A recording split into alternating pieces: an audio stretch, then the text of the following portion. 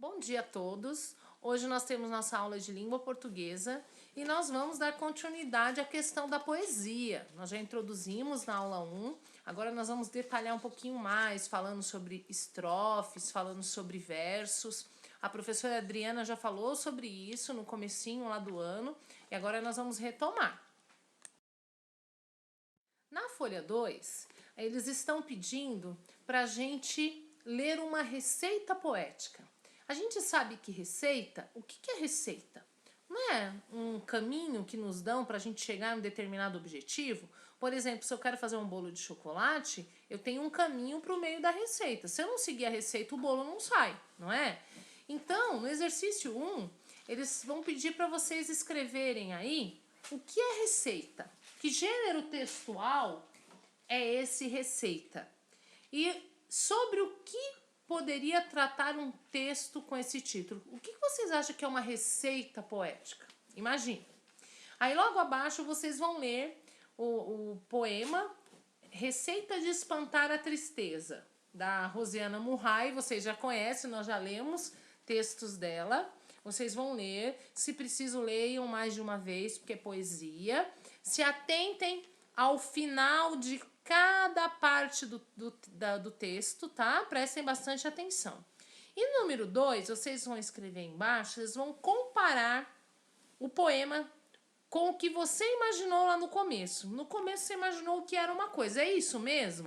Então vocês vão escrever. O que é comparar? Ah, professor, eu imaginei que fosse assim, mas o texto fala assado.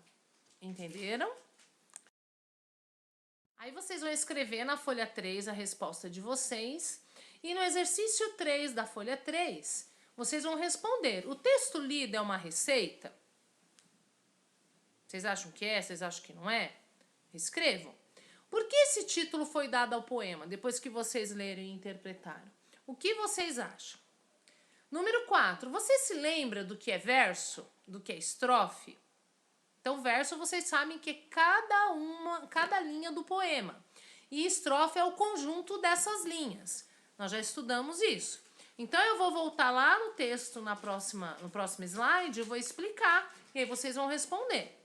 E o 5, vocês vão comparar o poema lido com uma receita gastronômica. Professora, o que é uma receita gastronômica?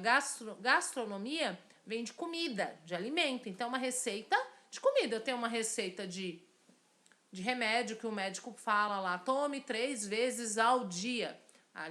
2 ml 3 vezes ao dia. Ali é uma receita médica. Receita gastronômica é uma receita de como fazer alguma comida, algum alimento. Então, logo a seguir, vocês vão ler um texto disso. Mas antes, deixa eu explicar um pouquinho. Vocês estão vendo aí na tela de vocês a setinha indicando para uma linha. Cada linha dessa do poema é um verso. E esse conjuntinho, porque depois tem uma separação, vocês estão vendo uma separaçãozinha ali? Esse conjuntinho de 4 linhas são estrofes. Então, são as estrofes. Então, você vai responder o exercício anterior contando isso aqui. Tá bom? E na folha 4, nós temos aí a receita gastronômica, que é como se fazer um chantilly, né? Quem gosta, né, vai adorar. E aí vocês vão responder comparando lá a receita culinária com a receita para espantar a tristeza. A letra A letra B vocês vão sublinhar. Lembra que eu falei sublinhar é passar um traço embaixo do poema, o que está pedindo aqui, e escrever o que vocês observaram.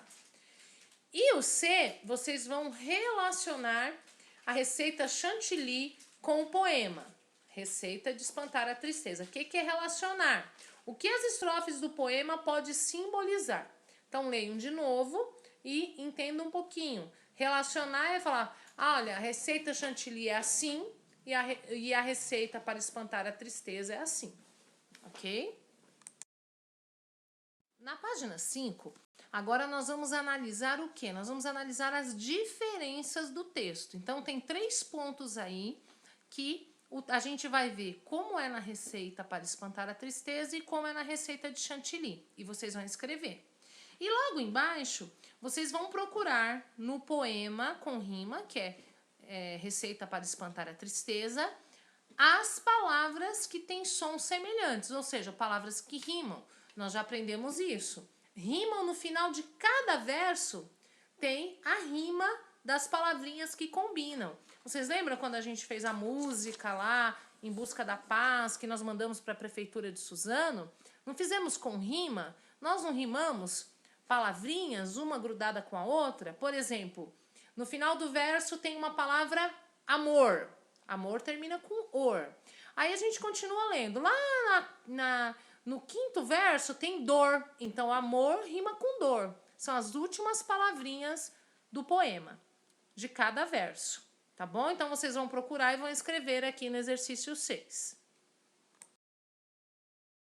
Hoje a aula teve bastante novidades, bastante coisas diferentes e legais. Espero que vocês tenham gostado, tenham aprendido bastante e aguardo o retorno dessas atividades. Um enorme beijo para vocês.